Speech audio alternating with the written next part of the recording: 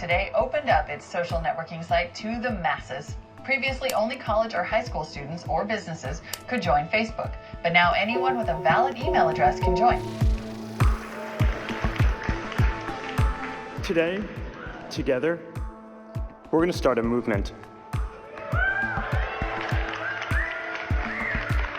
Everyone has friends, acquaintances, connections, and through these connections, you really get a lot of information and really come to understand your world. Now we're growing at more than 100,000 new users a day. That's adding the size of San Francisco once a week. I signed up like pretty much everyone else. I made an account, uploaded my profile picture, and filled in the information about my age, geographic location, etc. And then I immediately asked myself, why? I think my first ever post was, can someone explain to me what the point of this thing is? All you had to do was write something, and it automatically got broadcast to all your friends. That was a very, very new capability for anyone. I remember the days when pokes were a thing. We continuously sent people these little signs to say where we were, what we were doing, the activity we were up to at that moment in time. Called Newsfeed. So the result of that is that now, when any user logs into Facebook, they'll see all the information that's most interesting to them right there on their homepage.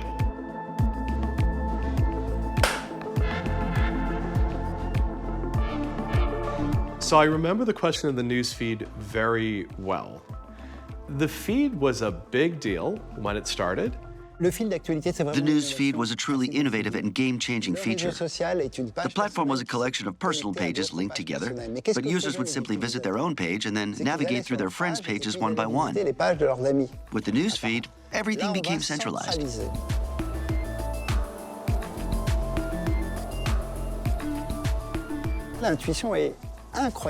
Their intuition was incredibly accurate and spot on. Basically, people might not know exactly what they're interested in, but they might find out by watching what the people they've chosen to follow are doing. And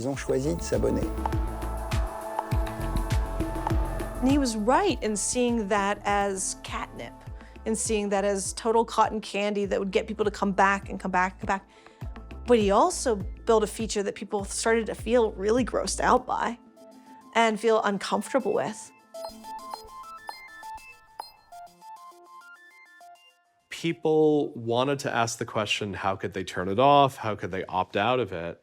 Basically, people ended up feeling quite bad. They ended up feeling like, well, no one reacted to my post.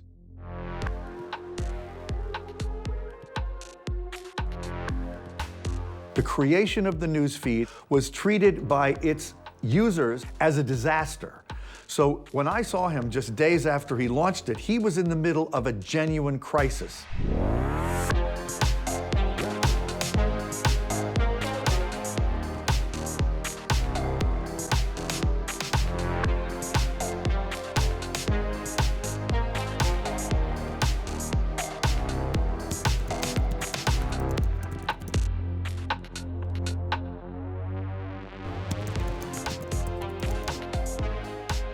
And one of the reasons I found him so impressive was that at this very moment, the literal moment when his users were protesting and screaming that they hated this news feed, that it was an invasion of privacy, he was cool as a cucumber.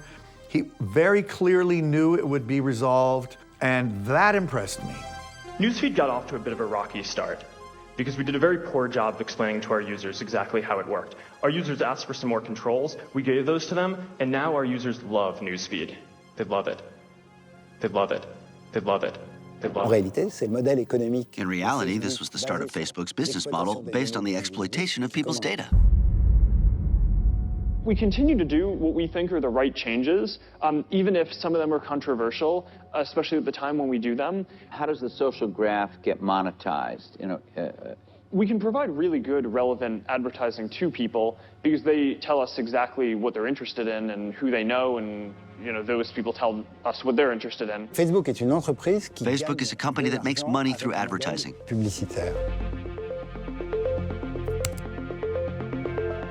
Mark Zuckerberg, in full empire-building mode, convinced all website owners to put like and share buttons on all of their content. This model, along with others, expanded Facebook's ability to monitor and capture users' online activity across a large portion of the web. Is there any concern you're turning Facebook into something much more commercial? There have to be ads either way because we have to make money. I mean, we have 400 employees, and we have to support all that and make a profit. So he brought in Sheryl Sandberg, somebody who was possibly the world's leading expert on internet advertising.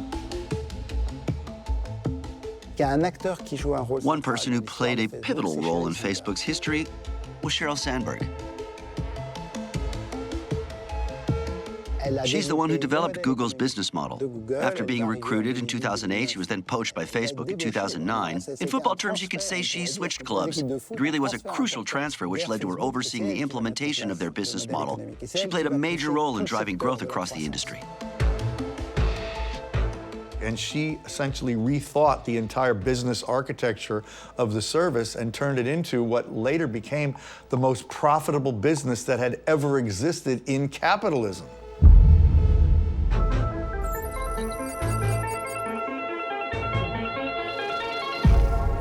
Right now, going public is an important milestone in our history.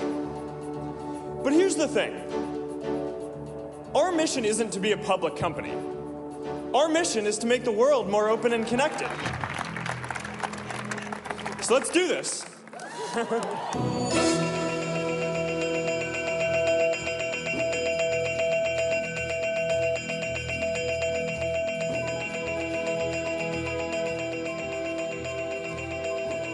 He became an extremely powerful and extremely rich executive at a very young age.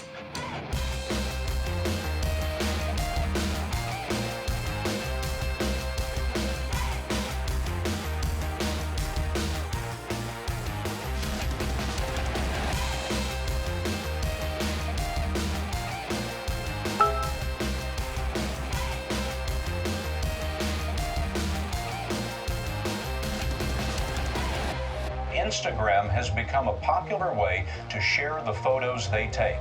The Facebook saw it as a threat. Instagram's popularity was cannibalizing Facebook's potential.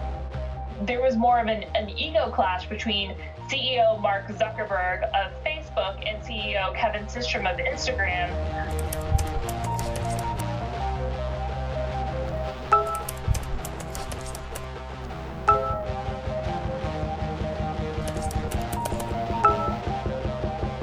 Instagram, a company with only 13 employees, bought today by Facebook for $1 billion. Facebook rachète WhatsApp pour 19 milliards de dollars. Le géant américain s'offre l'une des applications pour smartphones et tablettes les plus populaires du monde. I think money changed Mark Zuckerberg tremendously. I don't think he started doing Facebook in order to get rich, but I think once he got really rich, and especially once he saw that it was possible he might end up becoming the richest person on the planet, that became a goal for him almost in a gamesmanship kind of way. Yeah, I'm going to be even richer than Bill Gates. I think he thought that. And that sort of thing sort of got him drunk a little bit. I think he still is way, way more concerned with wealth and power than I would have ever guessed in the early years when I knew him. When I was growing up, Bill Gates was my hero. Oh, come on. Yes. He's like Darth Vader. He's not Luke Skywalker. No. He's the bad guy. No, he is not. Bill Gates ran one of the most mission-driven companies that I can think of. Bill Gates was, at that time, the richest man in the world, the guy who had basically created the PC landscape by doing such a spectacular job with Microsoft software. These are people whose egos, whose desires, whose sense of self in the world grows out of the ability to build huge organizations. Most ordinary mortals would have made their first billion and moved to Tahiti. It takes a special and strange kind of person to keep going after that. Zuckerberg's one of those people.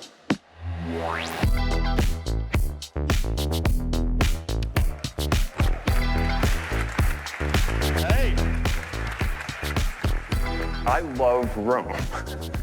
I love Rome.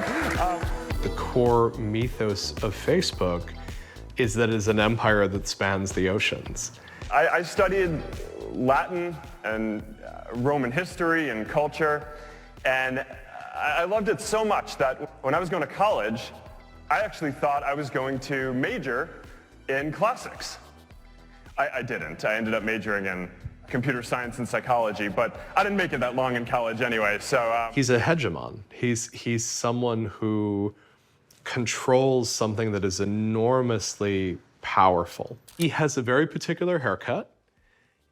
People have noted that it looks like certain busts of Caesar Augustus. Given the amount of time and effort that goes into creating his appearance and image, it's got to be a conscious choice. When my wife and I got married, we came here on our honeymoon. I made us go to all of these different historical and classical places, so much so that when we got back and we were looking through the photos, my wife was making fun of me that she thought that there were 3 people on the honeymoon, me, her, and Augustus. It seems to be conveying this idea of I am the God Emperor and my empire stretches across the known universe.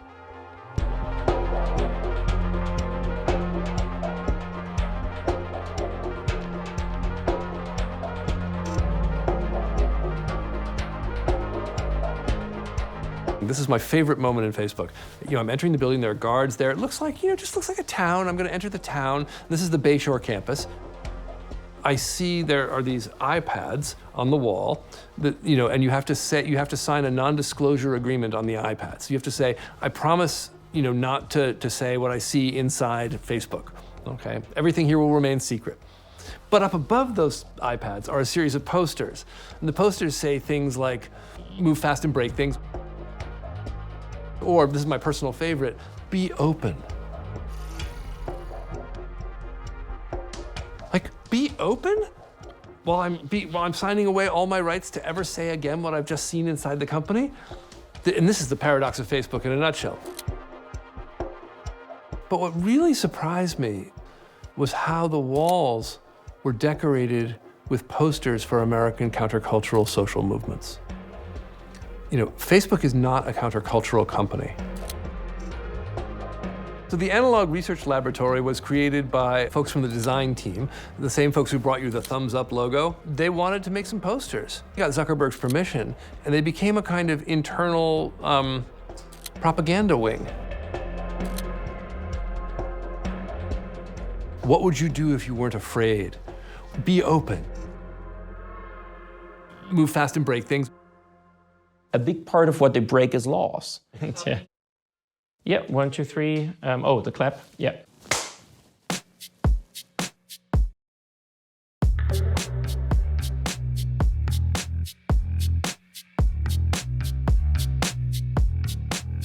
Et l'Europe, justement, qui pourrait ébranler le géant américain Facebook. Une nouvelle affaire soulevée par un étudiant autrichien. So in 2011, I took a semester off from my university here and studied in California. There was a privacy class there as well, so I was interested in that. And one guy from Facebook was there called Ed Palmieri, I think. Said the Europeans are great with all their fundamental privacy rights and all their, stuff on paper. But in reality, if you just break the law, nothing happens. And at the time, I was like, that's bold. Like, that's basically openly saying, fuck the Europeans, fuck their laws. We're just gonna make shitloads of money and care about the law later. So after I went back to Austria, after being in California, I made this access request with Facebook. Every citizen in Europe has a right to request all the data that someone else has about you and where it comes from and what they do with it and so on. But then suddenly we got an email saying, yeah, we put this stuff on a CD. So on the CD, we had a document that had about 1,200 pages. So if you put it up as a paper stack, it's about that high. It was a huge volume. I think what was kind of crazy is that a lot of the deleted stuff was there. So if you really want to get rid of something, it's just not possible. And once you go into that, you realize that they understand your political beliefs, in my case, for example, sexual orientation as well. When I realized that there is a lot of data that can prove that Facebook is acting illegally, I filed all the complaints with the Irish regulator, with all the evidence, and thought they're gonna take care of it now. However, they didn't.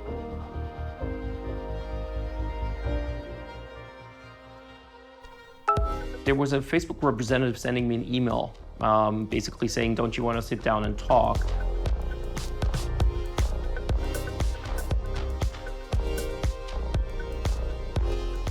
So what I remember about meeting with him is, look, I had decided that we should meet with this young political activist and hear what they have to say.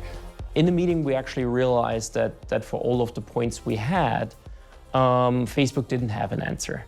They basically said, yeah, we do it because we think it's reasonable to do so. But if you say, you need consent for that, they're like, yeah, but we don't think it would be a good user experience to ask for consent. So you had these kind of bullshit answers. Where I disagree with him is that, look, there is a view where data protection law can be enforced in such a way that essentially you have to turn the internet off. The internet creates all kinds of privacy risks as content goes around.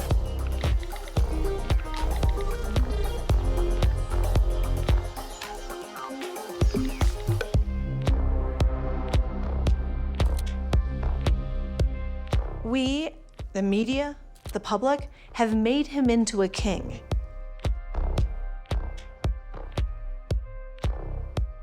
That's not healthy.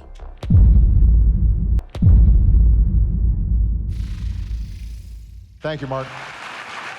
Well, thank you so much, Facebook, for hosting this, first of all. My name is Barack Obama, and I'm the guy who got Mark to wear a jacket and tie. Everybody was naive, but look, don't forget, when Obama was elected in 2008, it was using Facebook. It was the first time that it became obvious that social media could really change the way that electoral politics took place. Every US political leader, including Barack Obama, goes to Silicon Valley to raise money. And in fact, if you'd like, Mark, we can take our jackets off. Okay. No, that's good.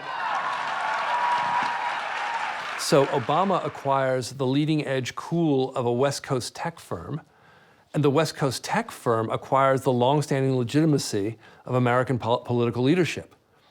That's an amazing combination. Barack Obama underestimated the potential negative effects of Facebook and technology generally. He thought of Silicon Valley more as a source of campaign contributions for the Democratic Party. I think he was way too gullible about what technology was doing in Silicon Valley and how internet companies were functioning.